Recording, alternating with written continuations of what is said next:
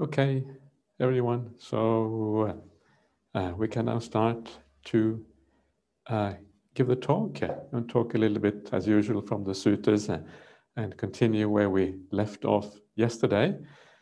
And one of the things that I am kind of focusing on here is the idea of right view. Yesterday, we had a look at the idea of right view from the point of view of the Kalama Sutta, how to approach these teachings and how to deal with them in a way.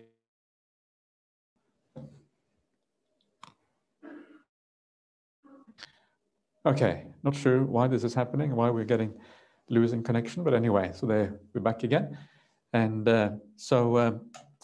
this is, I think, in some ways, a very practical way and very important aspect of this idea of right view. It's not really the definition of right view in some ways, but it is I would say in a broader sense, it is an aspect of it.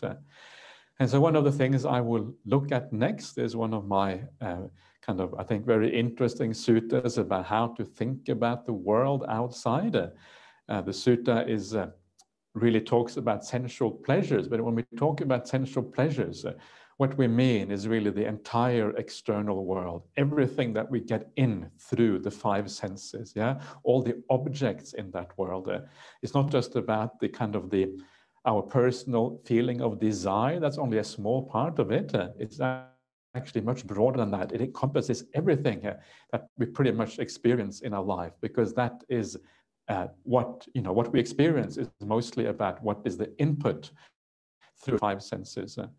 And this is so important because it is precisely those five senses and the way we are attached to that world and hold on to these things. This is the most important thing that stops us from going deeper in meditation practice. If you think back again to the five hindrances, which are the main blockages for meditation practice. It starts off with sensual desire. Then you have ill will. Yeah? Then you have tiredness and lethargy. Then you have restlessness and remorse. And then you have doubt as the fifth one. But the first one is sensual attachment, sensory attachment to that world outside, sense desire, if you like. That is number one. And because that is number one, it means it is the first one and the most important one of these five. Yeah, and if you can deal with that one to some extent, it means you are dealing with all the five hindrances in one go. So for that reason, very significant, and it can really make a lot of difference, I think, in anyone's meditation practice. If there's one thing that blocks you, that is the thing. Don't worry too much about the more refined defilements like this or tiredness or even doubt, because these are secondary defilements. The primary one is like the attachment to the sensory world. But at the same time, the sutta I'm going to read out now can be quite challenging to people, because all the things in the world that we usually are so close to that mean so much to us, suddenly you have to change your way to think about these things. So especially if you are fairly new perhaps to Buddhism or new to the spiritual path, these things might seem alien or difficult to take on board.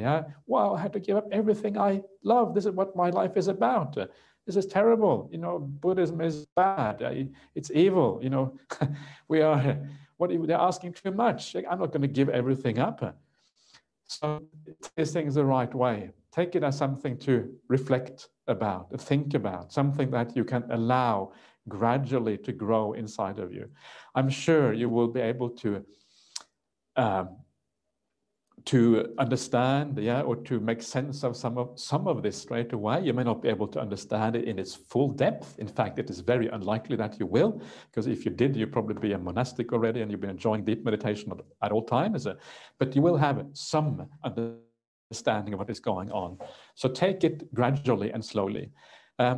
One of the important things with meditation practice is that we combine the idea of rejecting certain aspects of existence, like I'm talking about now, where we reject a little bit, the sensory world. We combine that rejection of certain things with the attraction to meditation practice, yeah, the enjoyment of meditation.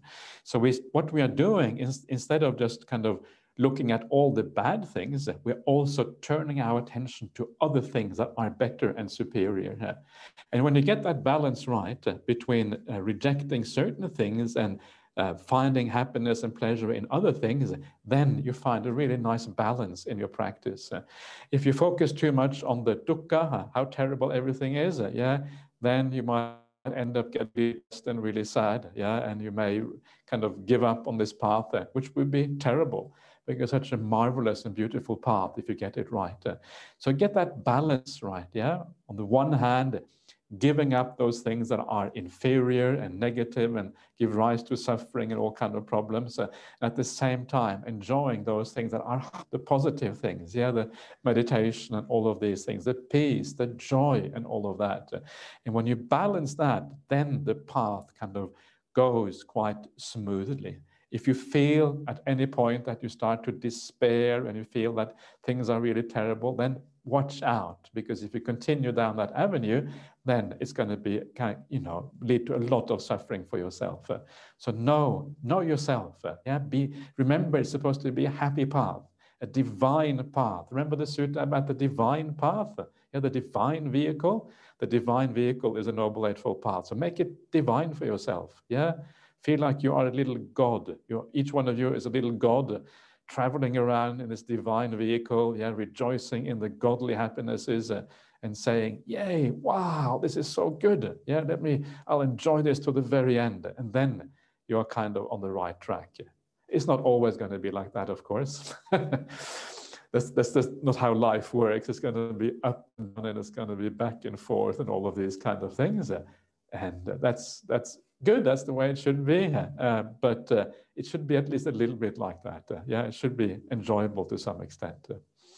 So let us move towards this sutta, which I talk about usually on meditation retreats. It's known as the Potthalya Sutta, found in the middle length sayings of the Buddha, Majjhima Nikaya number 54.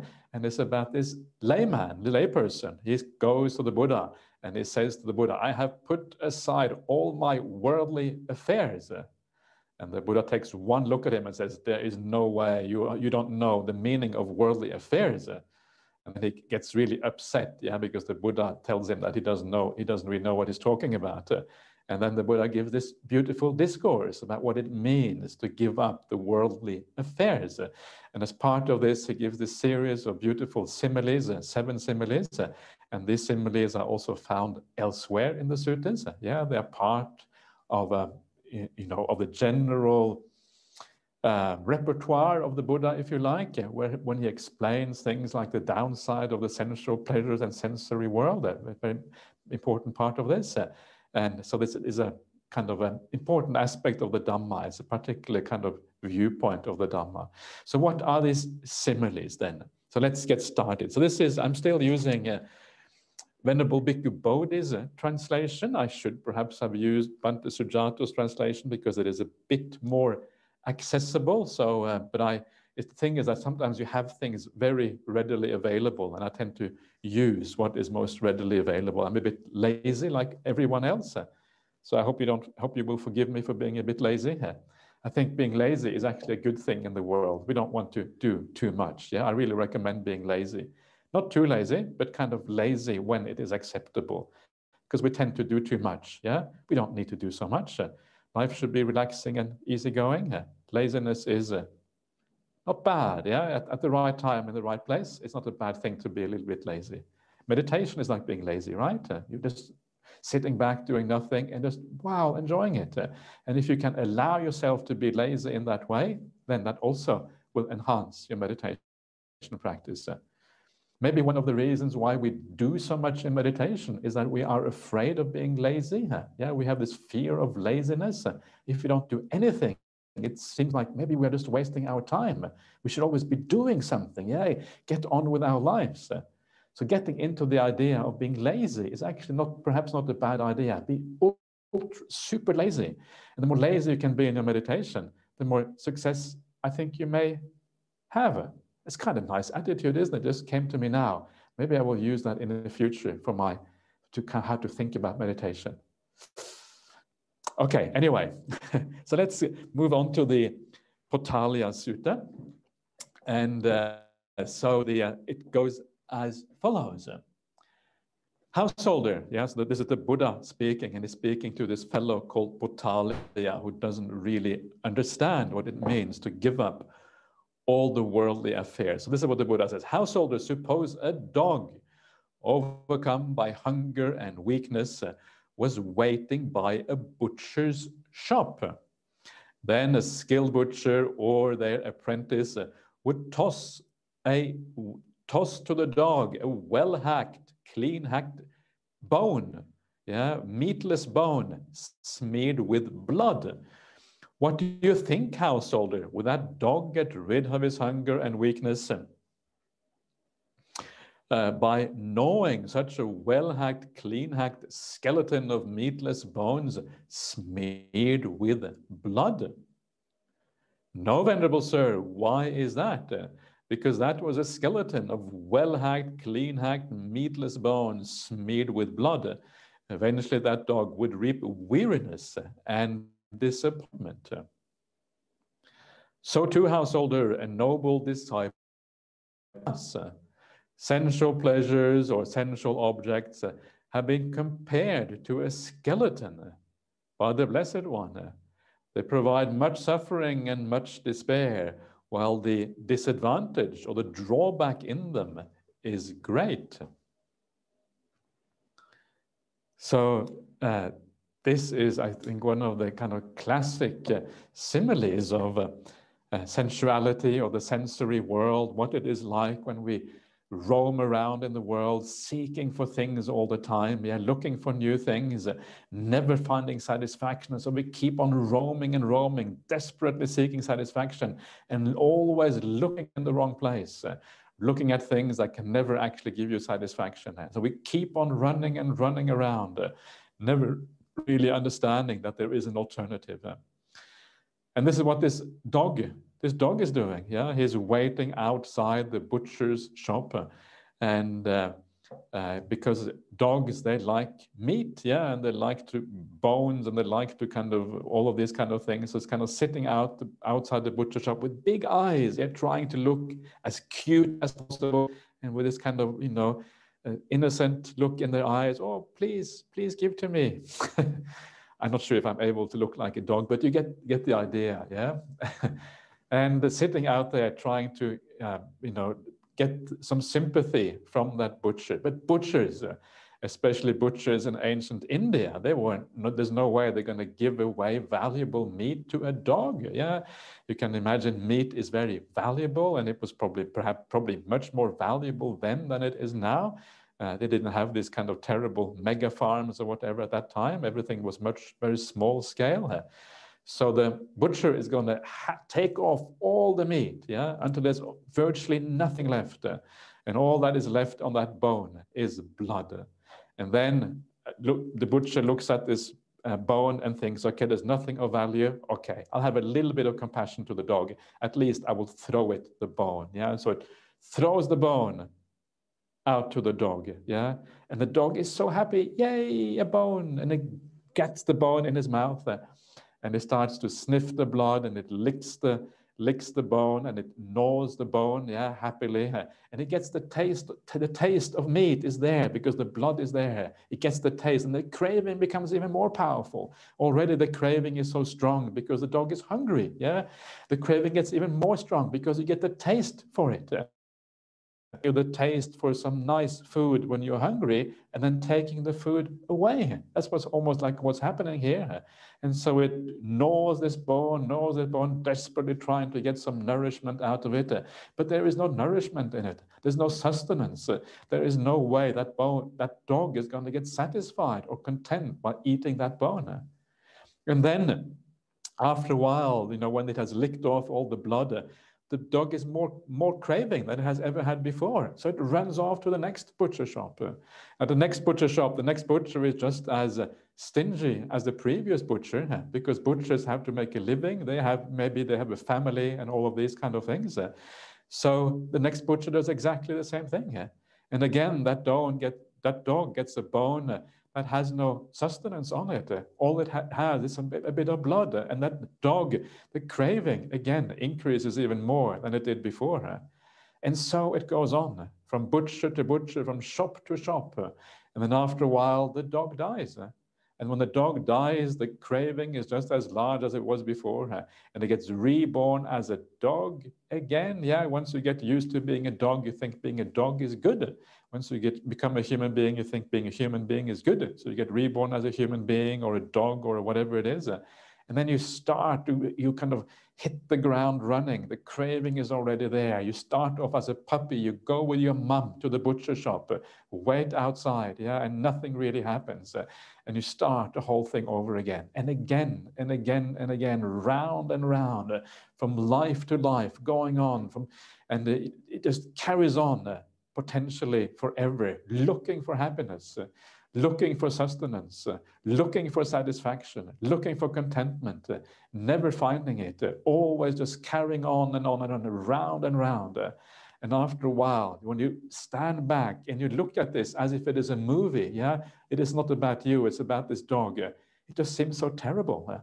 It seems so absolutely awful. Yeah, this forever running around, thinking there is a promise out there of some sustenance, but never finding it. And this, the Buddha says, is what our lives are like to some extent. Always moving towards something, moving towards a goal that cannot be reached.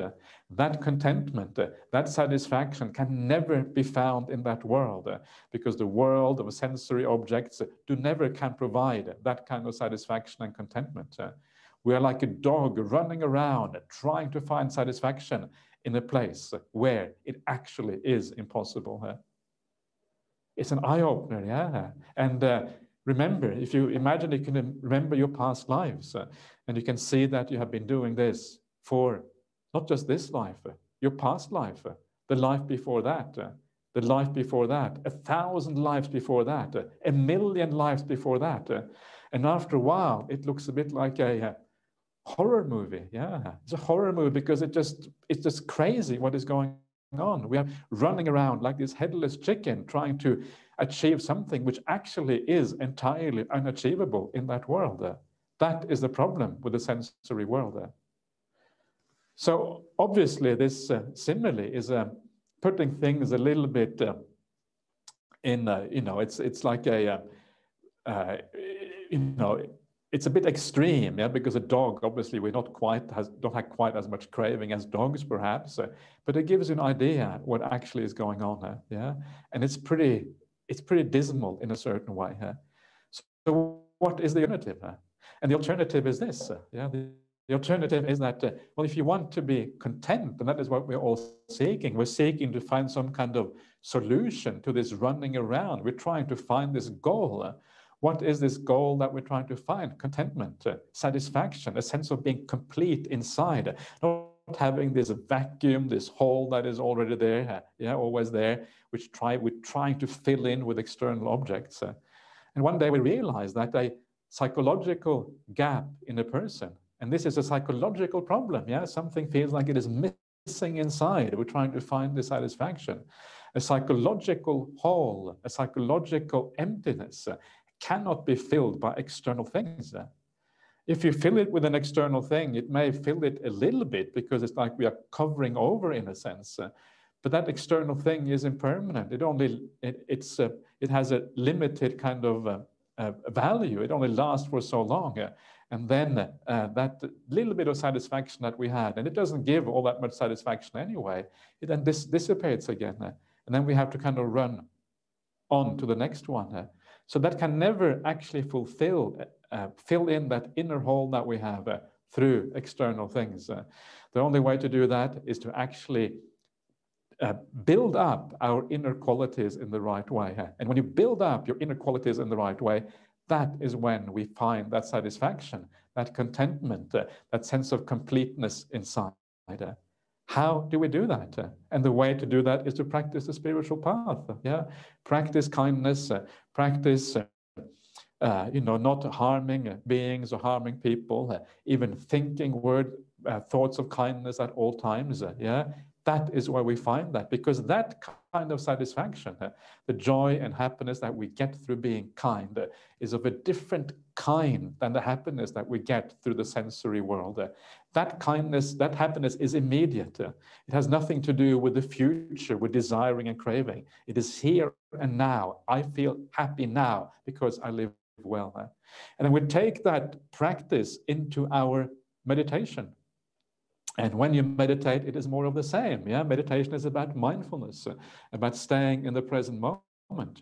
And as you stay in the present moment, as you watch the breath, as you start to feel some joy and happiness in this meditation practice, that happiness too is of a kind that has nothing to do with craving. It has to do with the opposite of craving, giving it up. It's a happiness in the present moment. Yeah. And suddenly you start to feel that this is where real contentment, real satisfaction is to be found. There's no craving anymore. Things are becoming peaceful. This is a different kind of happiness with very different kind of qualities to it. And then you take that happiness and you build it up and you develop it. And you take it all the way to get to a profound state of samadhi. Yeah? And when you really reach a state of samadhi for the first time, a state where there is no more desire at all, where the happiness and joy is very profound and very peaceful at the same time, you realize you have actually found that meaning that you were looking for all along. You have found that satisfaction, you have found the contentment, you have found the completeness inside. There's no void anymore, the void is gone. You feel absolutely complete as a person. And this is like discovering the meaning of life. Yeah, you have discovered all those things that you were looking for all along. You were looking in the wrong place. You were like the dog looking for the bone, gnawing the bone, not understanding it was the wrong place to look. Now you have looked in the right place and you have found that thing that you're looking for. When you were running around in the sensory world, you found it by turning away from the sensory world and looking within instead. And this is the promise of this path. Yeah, it's a beautiful promise. The promise of completion, of satisfaction, of contentment. The promise of really discovering the very meaning of life. Because that is what it feels like when you come to these things, that you have discovered the meaning of life. There's no more urge to do anything here. There's nothing pushing you forward. You're 100% happy with where you are. And that is what it means to have discovered meaning in your life. So that is the power of samadhi. It gives you a true sense of meaning here. Of course, you have to go beyond that as well. Eventually, you have to go to deeper insights. You have to, do all of that as well. But this is the first staging post, the first time you feel something very different and you see the world in an entirely new way. So this is the problem with the sensory world. Yeah, this is a problem with how we normally live our lives. And this is the promise of the spiritual path. It's like a gulf. Yeah, it's an enormous discrepancy here. And I always feel so sorry, in a sense, for those people who don't have a spiritual life, because the spiritual life promises so much. It is just so awesome. Yeah, it's so kind of marvelous in a sense. And this is the promise of this. So compares the ordinary life to like a dog running around, going to the butcher shop all the time. This is the first of these similes. Yeah. So let's go on to the second similes. Yeah, the sensual pleasures are like a skeleton is the first one. Yeah. Okay, so the second one goes as follows. Householder, suppose a vulture, a heron, or a hawk seized a piece of meat and flew away. And then other vultures, herons and hawks, pursued it, pecked and clawed it. What do you think, householder, if that first vulture, heron, or hawk does not quickly let go of that piece of meat, wouldn't it incur death or death-like suffering because of that? Yes, venerable sir. So too, householder, a noble disciple considers this. Sensual pleasures have been compared to a piece of meat by the Blessed One. They provide much suffering and much despair, while the drawback or danger in them is great. So here we have a simile that may not be obvious straight away what it means. Yeah, it is this bird that has got hold of something it likes, like a piece of meat. You know, a piece of meat is very valuable for a bird. It's hard for the birds to get hold of these things. Yeah, and but now finally got hold of a piece of meat. So very valuable, and because it is so valuable, other birds want exactly the same piece of meat. Yeah, they're not going to leave you alone. The animal world is ruthless and harsh, and you realize.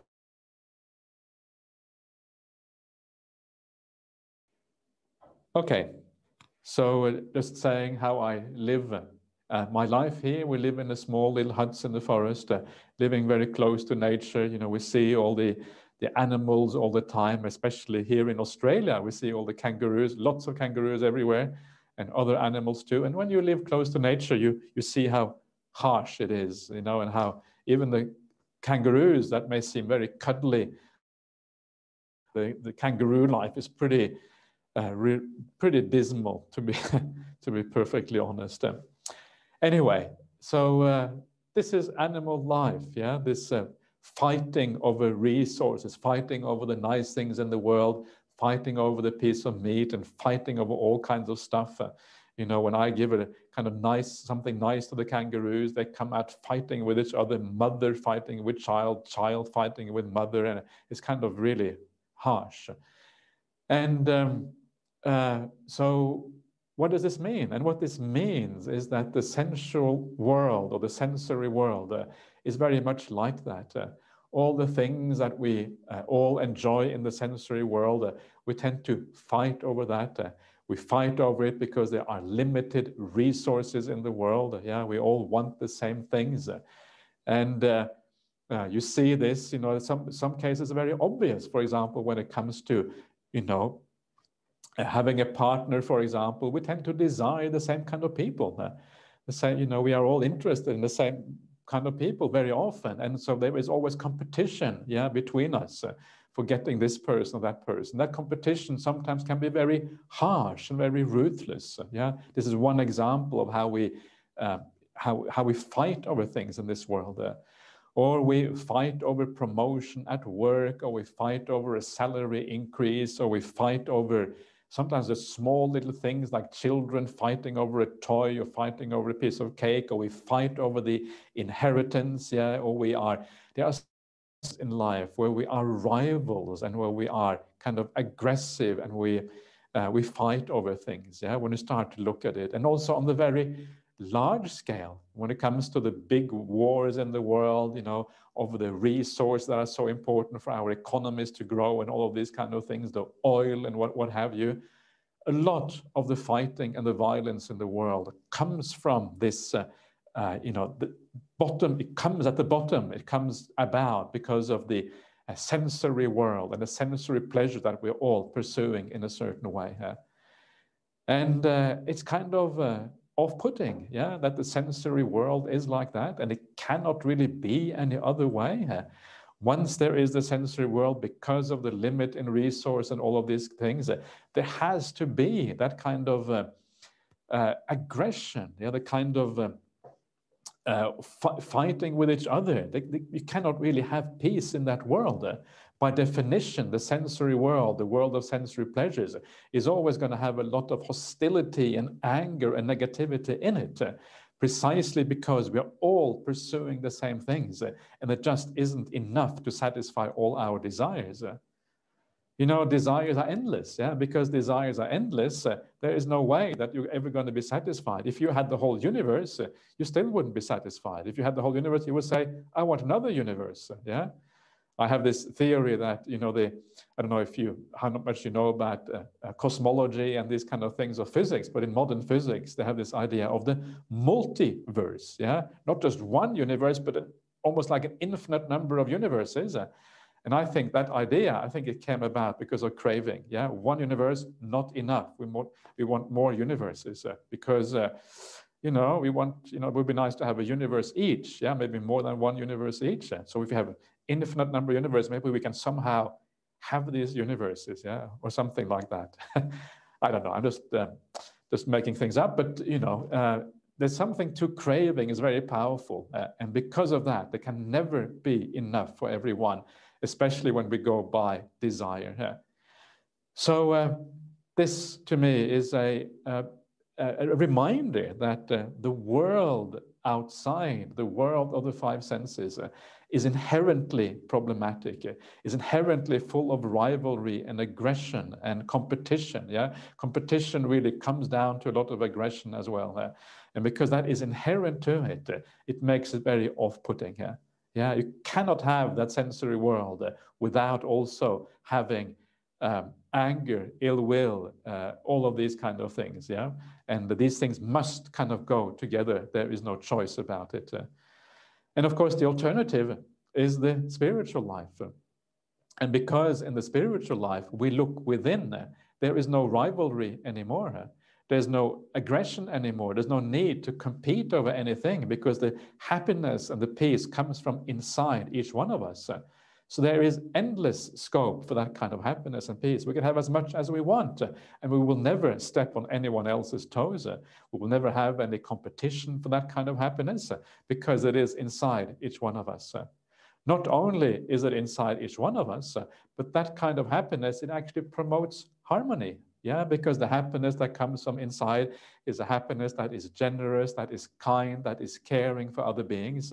So it actually leads to not only inner happiness for each one of us, but actually it also leads to external harmony and kindness at the same time, because we're looking at the world in a different way. We're no longer interested in the external competition. Instead, we are moving, we are driven from the inner good qualities inside of us. So it also has a beneficial impact on the world outside. So it's beautiful, yeah, the spiritual path. It leads in so many ways to the exact opposites of what we are used to in the external world. If we want to have a world in harmony, really what we need to do is get more people to focus on the spiritual aspects of life and less on the external and material things of the world. And then the world will move forward in a much better way. So that is the simile of the piece of meat. Yeah, I think it is, for me, it's a very powerful simile because it really reminds you of the downside of the sensory world in so many ways. So let's move on to the next simile. Householder, suppose a man took a blazing grass torch and went against the wind. What do you think, householder? If that man does not quickly let go of that blazing grass torch, wouldn't that blazing grass torch burn his hand or his arm or some other part of his body so that he might incur death or death-like suffering because of that? Yes, venerable sir. So too, householder, a noble disciple considers thus. Sensual pleasures have been compared to a grass torch by the Blessed One. They provide much suffering and much despair, while the drawbacks in them are great. So sensual pleasures are like a grass torch, and especially when you carry that grass torch against the wind. Yeah, a grass torch provides a little bit of happiness because you can see. Yeah, you can see what is going on, so it's kind of useful in that sense. But if you grasp it the wrong way, and that's kind of the critical thing here, if you grasp it in the way whereby you hold it against the wind, then the grass torch, all the embers will come off, yeah, and then it will hit you, and then you start burning, obviously. Yeah. So the point here is the holding of the grass torch in the wrong way. That is kind of the point of this. So, and the same thing with the sensory world. If we hold them in the wrong way, that is when they provide so much suffering. What is holding them in the wrong way? The holding them in the wrong way is to forget the drawbacks. It is to forget the downside. And so we attach too much and we cling too much. And instead of finding our happiness and satisfaction in the spiritual path, we find our happiness and satisfaction in all of these worldly things that are inherently unreliable. So we pick up the sensual pleasure. We think, yay, new relationship. Wow, this is going to be good. This is going to last forever. Yeah. And death, I don't even think about death. That's kind of far away. It doesn't really exist as far as I'm concerned. This is it. I found the perfect relationship. Hooray. I'm living in the most beautiful house, most beautiful place in the best country in the world. Wow, I'm going to enjoy this forever and ever after. I got the wonderful car. I got a nice bank account, and life is just marvelous. And I go on holiday to a nice place. And when I have a bit of time, maybe I even do some meditation practice in between. All of that is secondary because my life is so good. And of course, all of those things are just so unreliable. Yeah, we cling on to those things, and before you know it, your relationships break up. That is the nature of relationship, that they break up. Why? Because we are different. Because we see the world in different ways, because it's just not possible to have relationships that last forever. Houses burn down and disappear. Your money gets scanned by some scam artist, or the stock market goes down, or whatever happens. You crash your car into something, and all of these things are so inherently unreliable. And at the very least, we know that we're going to have to give all of that up when we die. Yeah. And this is why I did the death contemplation before. Just a very brief one. I will do one in more detail later on. That was just an initial kind of death contemplation, because death is a very powerful reminder that everything has to go. So it helps us in the present moment to let go of these worldly things. Very often it comes to an end before we die, but at the very latest, it is going to have to go when we die. So death is like a very powerful spiritual, it's a way of thinking about the world. It has a very powerful spiritual impact on our mind, and that is why it is so useful. So be careful. Yeah, remember that these objects of the world, the things, every time you pick something up, every time you pick up a new relationship, every time you attach to a new house or a new apartment, every time you attach to your favorite belonging. Yeah, this is my belonging, it's my beautiful clothes that I have that I really enjoy wearing. Every time you attach to something, you are asking for suffering. Please let me suffer. That's what you are saying. I want to suffer. Yay, I'm going to suffer because of this. This is the problem. You're asking for suffering when you are attaching and holding on to things. Why? Because it must be taken from you sooner or later, and that is what life is like. So be careful how you pick things up. Pick things up lightly. Don't hold on too much. Don't expect too much happiness from it. Seek your happiness somewhere else. Seek it on the spiritual path. On the spiritual path, nothing can be taken away from you because it is inside of you. These are your happiness. Impossible for anyone else to take it away from you. Even if they kill you, you carry that happiness with you into the future. So even dying is no problem if you have that spiritual happiness inside of you in a strong way. So these are beautiful similes. Let's move on to the next one. Householder, suppose there were a charcoal pit deeper than a man's height, full of glowing coals without flame or smoke. Then a man came who wanted to live and not to die, who wanted pleasure and recoiled from pain. And two strong men seized him by both arms and dragged him towards that charcoal pit.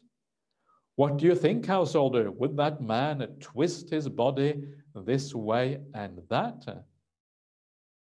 Sir, why is that? Because that man knows that if he falls into that charcoal pit, he will incur death or death-like suffering because of that. So too, householder, a noble disciple considers thus. Sensual pleasures have been compared to a charcoal pit by the Blessed One. They provide much suffering and much despair, while the danger in them is great. So that is pretty radical, yeah? The idea that sensual pleasures are like a charcoal pit. It's pretty hard to kind of see, yeah, that how this can possibly be the case. So a charcoal pit is, the idea here is this burning, yeah, this deep pit full of coals and, burning things, really, really hot. And obviously very, if you fall into that, very likely you will die as a consequence. So how is it? How can the sensual pleasures be understood as a charcoal pit? It is always very hard to really understand, isn't it? And one of the best ways of understanding why that is the case, there are some similes in the sutras that bring this out quite nicely. And what these similes point out is that our perception of reality is actually very distorted. We see happiness where actually there is no happiness at all. And maybe I can very briefly mention the simile in the sutras. There's a sutras of a leper. The illness of leprosy. Yeah, sometimes you see that in very poor countries where people have lots of sores, and they, sometimes the fingers are kind of, digits have perhaps fallen off, and they have sores, and it's very itchy. It's the sickness of leprosy. It's a kind of terrible illness. And in the simile, the Buddha says to this man, if you are a leper, you will go to these charcoal pits. And when you go to the charcoal pits, you will literally burn your hands over those charcoal pits. Why will you burn those hands over your charcoal pits? And the reason is because you are so itchy. Yeah, itch is so bad that you want to burn yourself so as to reduce that itch. Yeah. And so this is what the Buddha says to this man. And then the Buddha says to the man, well, suppose that this man who was a leper, suppose that he would then go to a doctor somewhere, and the doctor would cure him of that leprosy, so that he was well and everything was wonderful as a consequence. Then after he has been cured by the doctor, the Buddha says to this man, would he still go to the same charcoal pit and burn himself over that charcoal pit? And this fellow called Magandhya said, of course he wouldn't do that. Why would he want to burn himself? Yeah, it is, so painful to burn yourself. There's no way he would do that. And then the Buddha says to Magandhya, this man he's talking to, well, is it only now that charcoal pit is painful? Or was it also painful before, when that leper had leprosy as an illness?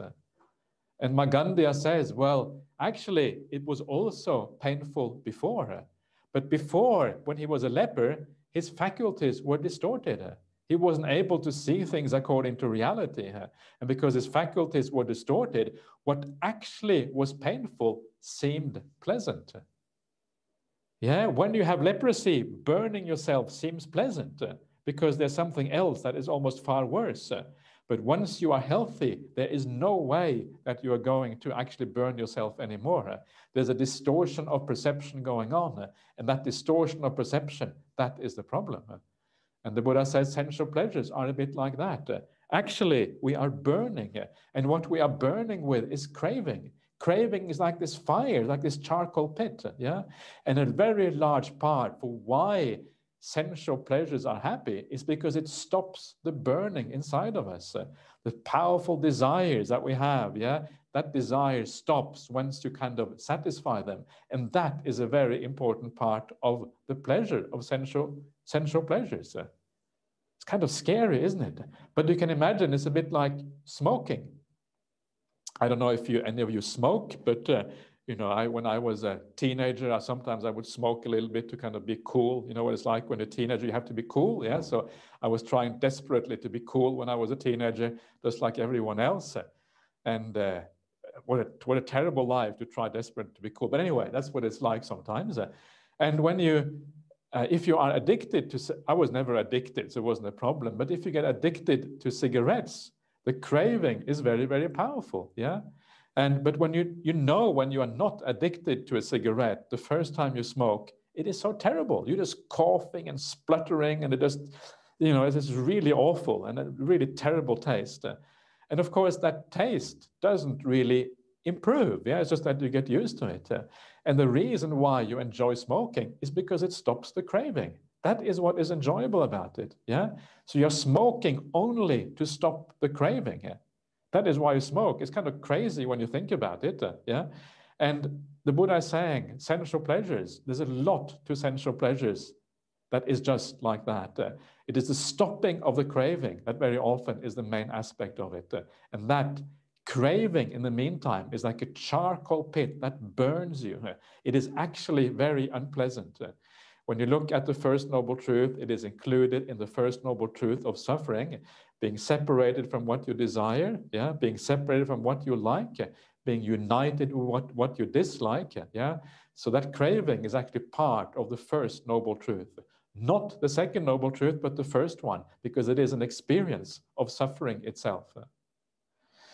So see if you can get your mind around that. And then, of course, the opposite is the peace of meditation.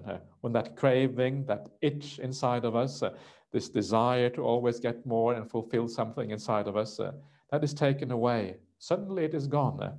We don't have that anymore, yeah? And then you can start to understand why craving is so terrible, why it is so restless, why it is so agitated, and why it is so problematic. Let's go on to the next simile here.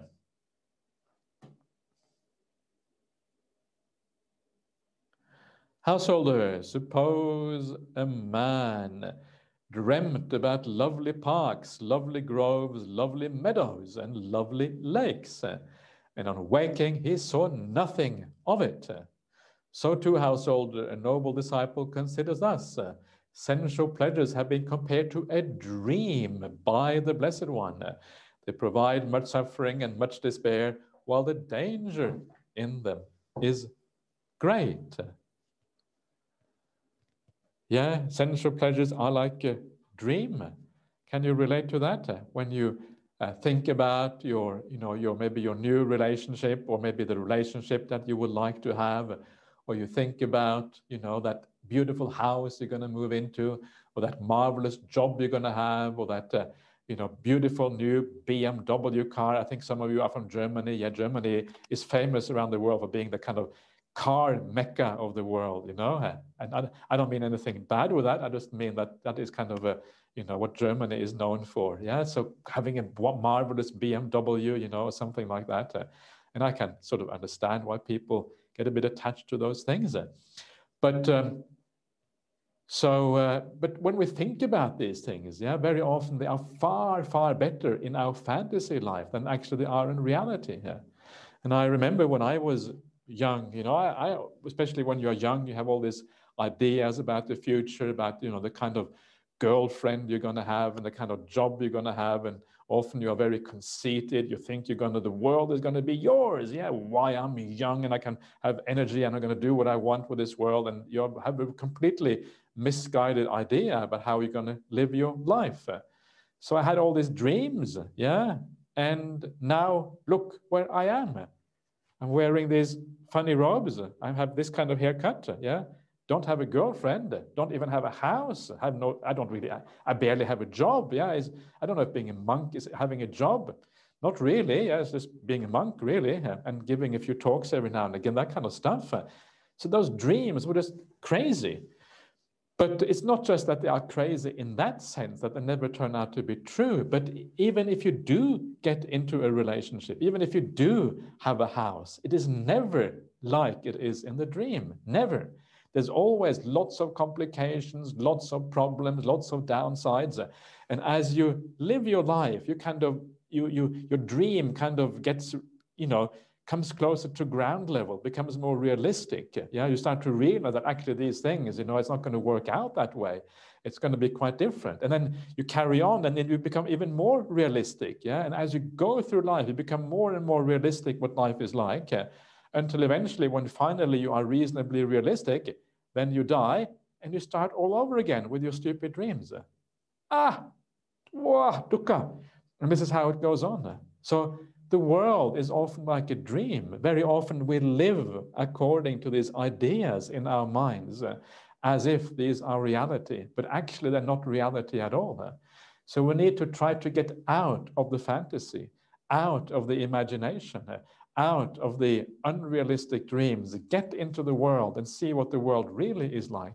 Yeah, and when we see it for what it really is like, it is far, far less interesting than it is in this lack of reality. So watch out for those dreams. Yeah, make sure that you try to be realistic about things gradually, because then you will make far better decisions as a consequence.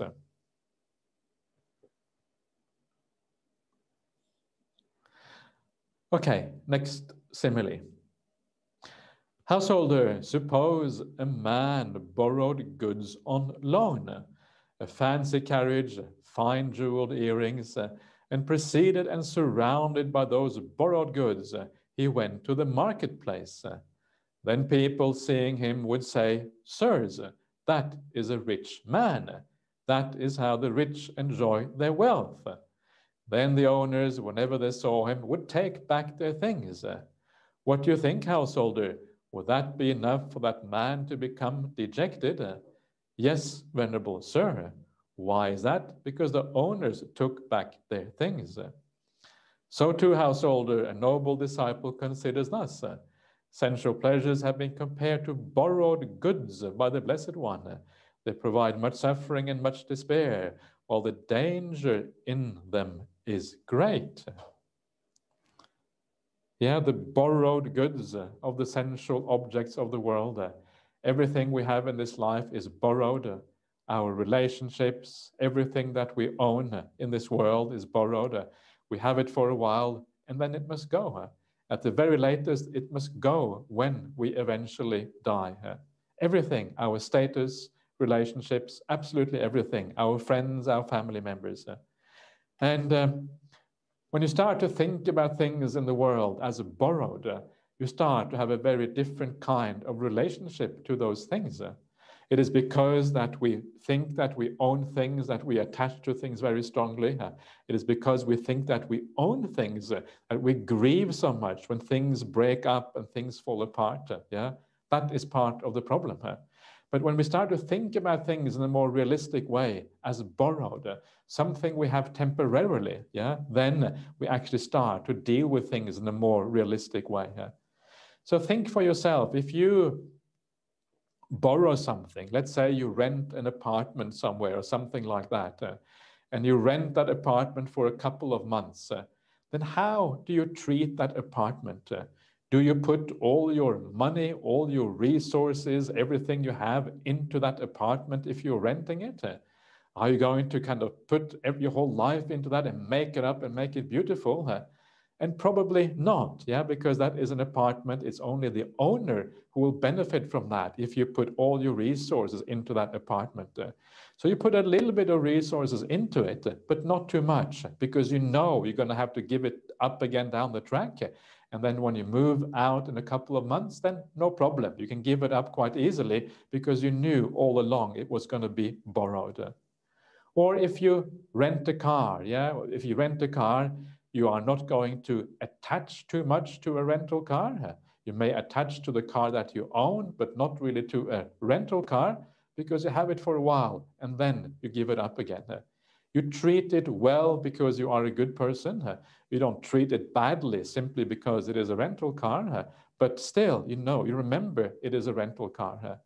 And it's exactly the same thing with the objects of the world, with everything in our lives. We remind ourselves it is all borrowed.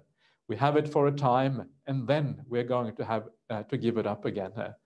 So try to get into that borrowed mind attitude. Yeah, everything around you is borrowed. What is it borrowed from? It is borrowed from nature. And one day nature will come back and claim back all of those things that you have borrowed for a certain time. And that is the problem here.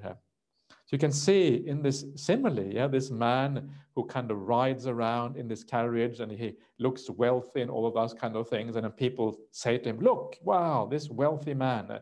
Not only is he wealthy, but then he also attaches to the status of being wealthy. He attaches to that identity. I am a wealthy person. And that compounds the problem, yeah, when you attach to the status and the identity of being wealthy. So that is another problem with ownership, is that it leads to a certain way of thinking about ourselves, a certain identity that we have. And when we look at things as more temporary, as more borrowed, then also we don't identify so much with it, and we don't vest so much of our identity and personality into those things. And it makes it far, far easier to give up. So remember that the world is full of borrowed goods. And what does that mean in practice? Well, what it means in practice is that we start to think about what matters in life in a very different way. Instead of investing a lot of time into that apartment we're going to have for 2 months, in the same way, we stop investing so much in the material things in our life, in all those things that we're going to have to give up. Rather, what we invest in instead are those things that we can take with us beyond this life. Now you can start to see why the idea of rebirth matters so much, because it changes your investment strategy. You start to think about investment in an entirely new way. So instead of investing in things that we know are temporary, that we know are only going to last for so long, they're going to last in this life, and then we have to give it all up, we think for the long term, multiple lives into the future. What is it that we bring with us into the future? And the thing that we bring with us into the future is our mind. When we die, everything else has to be left behind, but the mind we can take with us into the future. So we ask ourselves, how can I invest into my mind? And the way to invest into the mind is, again, to live the spiritual life, to live a life of kindness, to live a life of generosity, to live a life of peace and care for the people around us. And in this way, we are building up a bright mind inside of us. We're building up inner qualities that we can take with us into the future. And this is really what it means to build up your good karma. You're building up a store of a good karma. You can feel that karma in this very life because you know that you have all these positive qualities inside of you. And then when you die, you're no longer leaving empty-handed from this world. Instead of leaving empty-handed, you take with you all of these good qualities and you carry them with you into the future. And this is the difference between dying in a good way and dying in a bad way. If all you do is invest in the things of this world, in all the material requisites and the relationships and the status and all of these kind of things in this life, if that is all you do, then when you come to your deathbed, you're going to feel terrible. You're going to feel as if you are left completely empty-handed. Everything you have worked for in this life is going to have to go. Everything is going to have to go that you have worked for your entire life. What does that feel like? And it feels terrible. It feels really awful. It's as if you have wasted your time. I've spent my time on all of these things, trying to build them up. Now I have to leave everything behind. Did I actually waste my time? What have I done?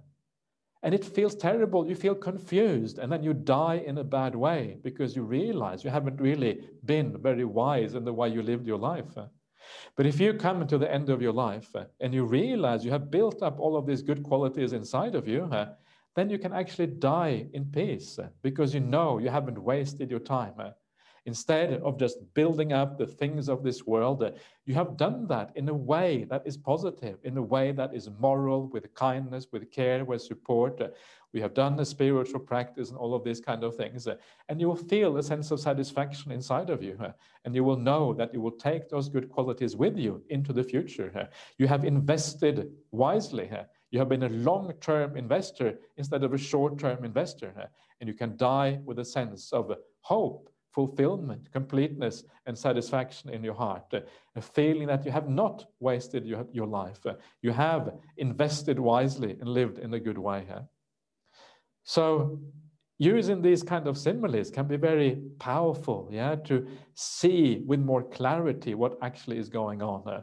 And in this case, you can also see why the idea of rebirth, why it really matters, and how that comes into this whole thing, of why we should live life with a more long-term perspective and all of these kind of things.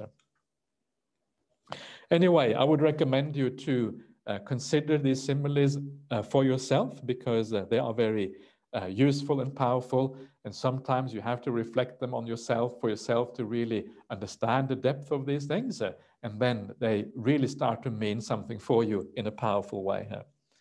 Let me come to the last simile, and then I will stop after this. Householders, suppose there were a dense grove not far from some village or town, within which there was a tree laden with fruit, but none of the fruit had fallen to the ground.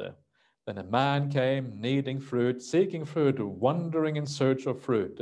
And he entered the grove and saw the tree laden with fruit. Then he thought, this tree is laden with fruit, but none of its fruit has fallen to the ground. I know how to climb a tree, so let me climb this tree, eat as much fruit as I want, and fill my bag. And he did so. Then a second man came needing fruit, seeking fruit, wandering in search of fruit. And taking a sharp axe, he too entered the grove and saw the tree laden with fruit. And he thought, this tree is laden with fruit, but none of the fruit has fallen to the ground. I do not know how to climb a tree, so let me cut this tree down at the root and eat as much as I want and fill my bag. And he did so. What do you think, householder, if that first man who had climbed the tree doesn't come down quickly when the tree falls? Wouldn't he break his hand or his foot or some other part of his body so that he might incur death or death-like suffering because of that? Yes, venerable sir. So too a noble disciple considers thus. Sensual pleasures have been compared to fruits laden on a tree by the Blessed One. They provide much suffering and much despair, while the drawback in them is great. This is another beautiful simile. I'm only going to comment on it briefly because we are running out of time a little bit. So the idea here is this man who has climbed the tree and he's eating, what is eating? Mangoes maybe, yeah? You all like mangoes? Yeah, beautiful, sweet mango in the top of the tree. And he's kind of eating, yeah? And when you enjoy sensual pleasures like that, you're really eating and enjoying yourself, you become heedless. And this is kind of the idea of heedlessness. You're no longer careful, you're no longer circumspect, you don't really know what is going on, and you forget about the larger reality here. And it's very often like that in life, yeah? When you really be enjoying life and you're kind of just messing around and spending money and kind of, enjoying the pleasures of the world, it's very easy to become heedless, very easy to lose that sense of care, and you forget the bigger picture of things, the bigger reality of things. And then as you are eating those mangoes in that tree, another man comes and he starts to cut down the tree at the root. Yeah, if you are really heedless, if you are really careless and you don't know what is going on, then you're not going to be able to see this other man. Yeah, you won't see the tree falling down. And before you know it, you are lying on the ground, yeah, maybe dead because the tree has fallen down. Why? Because of your heedlessness. So you have to come back to your senses very quickly here. Yeah, not lose that sense restraint too much. Climb down from that tree, and then you will be okay. So this is how we have to live our lives as well. We have to be careful not to be carried away by the sensory world. We have to remember the big picture. We have to remember that death very often is just around the corner. Usually we die when we least expect it. Very few people expect to die when they die. And so we are careful with how we live our life.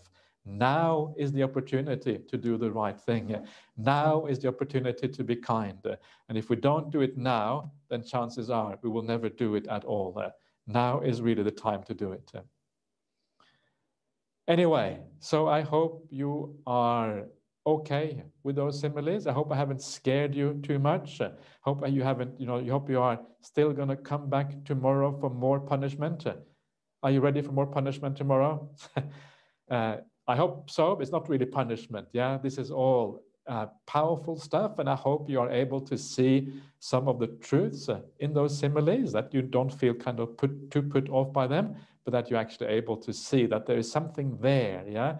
And then gradually, as you contemplate these things, hopefully you will start to make more sense to you. But I will stop there. And I will now move on to the questions and answers. So with your permission, Aya Vimala, I will just carry on. please do. I would just not make it too much over 10 o'clock because we have 6 people for the interviews today. Okay, okay, great, sure, we will do that, yeah. So we start the first question. The first one is, dear Ajahn, is it the case that we normally tend to focus our energy on the happiness which the senses offer us, by overlooking the suffering intrinsically to this realm? I think that is exactly the problem. Yeah, when we dream and we fantasize about the sensual pleasures, we're always fantasizing about the happiness. Yeah. When you dream about your next relationship, you're not thinking about the arguments. You're not thinking about the disagreements. You're not thinking about who is going to do the washing up. You're not thinking about, the problems of relationships, which are many. Yeah, you're always thinking about the happy times. Of course, there are happy times. I'm not really denying that, but there is like a mix. Yeah, and the downside is often already too much if you think about it carefully enough. So that's exactly the problem. We think too much about the upside, forgetting the downside. Very much so. So there is some interest and gratification there. That's right. Is mindfulness a tool to see more clearly the suffering of existence and supporting the mind to incline gradually more to renunciation? Yes, mindfulness is a very important tool. Yeah, but remember that mindfulness does two things. Very often when we talk about mindfulness, we think about the idea of present moment awareness, of being here, yeah, being now, knowing what is going on. And that is one aspect of mindfulness, because that allows us to react to the situation. But there's another very important part of mindfulness, and that is to recall what we have to do. Yeah, remembering the instructions. Because if you forget the instructions, if you forget what you have to do, then mindfulness itself is not enough. We need to know what to do when the problem arises. So you have mindfulness, and then you remember some of the similes I was just talking about. Yeah, you remember the downside of sensual pleasures, and then you can use that mindfulness in a skillful way. I will give you an example of using mindfulness in an unskillful way. And this is a story that Ajahn Brahm tells all the time. And it's a story of this very wealthy lady. She lived in this big house. It was full of beautiful art and paintings and all kinds of things. Yeah. And as a monk, you sometimes you know some of these people because they are also Buddhist. Yeah. So we know all kinds of people as a monk. And I think that's why he used that simile here. And then she had a guard in her house, yeah, kind of a doorman or something like that. And one day she was leaving her house and she was going out on to have dinner with some friends or something. And she said to the doorman, "Look after the house, yeah, be alert, yeah, be mindful." And then the doorman said, "Yes, I know all about mindfulness. Yeah, I've been doing mindfulness training. I promise to be really, really mindful. Yeah, so I'm going to be mindful while you're away." Yeah? And then this lady goes away. And then when she comes back after a few hours, there's been a burglar to her house. The burglar has stolen some very expensive paintings. Yeah. And then she asked the doorman, "But I asked you to be mindful. What have you been doing?" "But yes, ma'am, I was really mindful. Yeah, when the burglar came, I said, 'Burglar's coming, burglar's coming.' Yeah. And when the burglars kind of opened the lock, I said, 'Burglar's opening the lock, burglar's opening the lock.' Yeah. And when the burglars entered the house, I said, 'Burglars entering the house, burglars entering the house.' And when the burglars took the paintings off the wall, I said, 'Burglars taking paintings off the wall, burglars paintings off the wall.' And when the burglars loaded up the van, I said, 'Burglars loading up the van, burglars loading up the van.' And when the burglars drove off, I said, 'Burglars driving off.' I was really mindful, ma'am, all the time. And he lost his job. Yeah, he lost his job because he didn't know what mindfulness really meant. Mindfulness is not just about being aware. Mindfulness is also about the instructions. You want to use the mindfulness in the right way. And I think sometimes as Buddhists, we forget that. We think that just being mindful is good enough. But actually, usually it is more than that. Maybe in meditation, yeah, in meditation, sometimes being aware is good enough. But in daily life, we need additional instructions so we can also know how to deal with situations. So the burglar doesn't come in and steal our peace of mind. The burglar doesn't come in and kind of destroy the path that we are practicing here. So please don't allow that burglar to do naughty things. Okay, let me go to the next one. Dear Ajahn, would you recommend to learn Pali? Thank you. If you are super duper committed, you can learn Pali. How committed are you? Are you really committed? Are you like your whole life is about Dhamma, or is it only 90% of your life is about Dhamma? If it's only 90%, maybe not. Yeah, if it's 100%, maybe. I would say that if you are a monastic, I don't know who you are, if you are a monastic, it might be useful to learn Pali because it allows you access to the Buddhist text in a very deep way. But I would also say that it depends on your aptitude for languages and your ability to actually learn things. Yeah, some people are very different. If you look at the monasteries such as ours, it is still a minority of the monks who know Pali. Yeah, not a majority. I would say a minority of the monks wouldn't actually know it. So even in monastic life, it's not that many. As a layperson, there are often so many other things that maybe you should focus on. Yeah, focus on living well, focus on doing the right things. There are still many distractions in lay life, other things that you have to do. We already have quite good translations. Yeah, so you can use those translations to go a long way.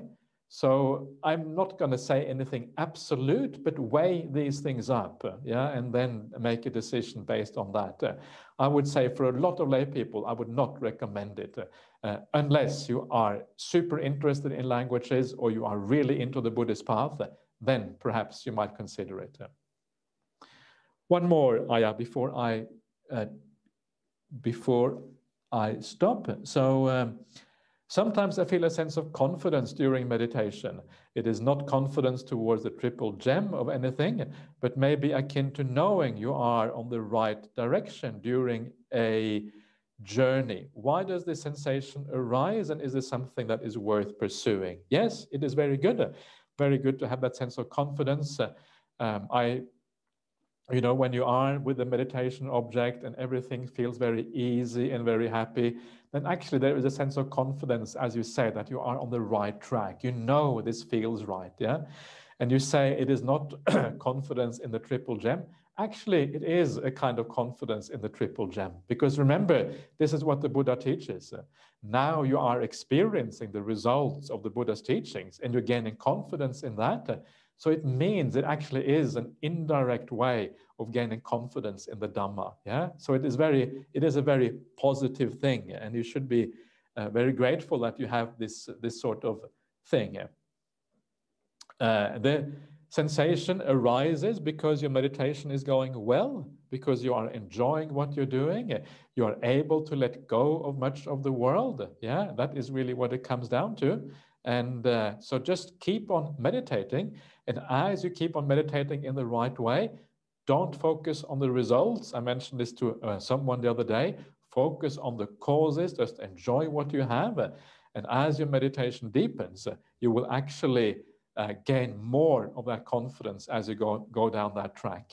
And that confidence reaches its maximum stage when you go into deep samadhi, when you go into the jhana states. That is where that confidence becomes really powerful and very useful. Let me do one last question, Aya, just so I can get a little bit on with these questions. Is it important to attain jhanas to experience the ultimate truth of Nibbana? It is very important. Remember what I said at the beginning of this retreat, the Noble Eightfold Path. How many factors does the Noble Eightfold Path have? Noble Eightfold Path. How many factors does it have? Eight factors, right? 8 factors in the Noble Eightfold Path. Yay, okay, 8 factors. So, and the Buddha said, nothing is superfluous, yeah, and nothing is missing in the Dhamma. So if nothing is superfluous, nothing is missing, we have to have all 8 factors. And the last of those 8 factors, what is it? Samadhi, it is the 4 jhanas. So to fulfill the path and practice it all the way, yes, you're going to have those jhanas. It's going to be part of the path. Sometimes you hear people say the jhanas aren't required. I think that is the wrong way to think about the path, and never think that you can take out one of the factors of the Noble Eightfold Path. But instead of worrying too much about it, just practice the path and see what happens. And if you practice the path in the right way, well, then the jhanas will actually happen as a consequence. One more, Aya, is it possible for a householder to attend stream entry?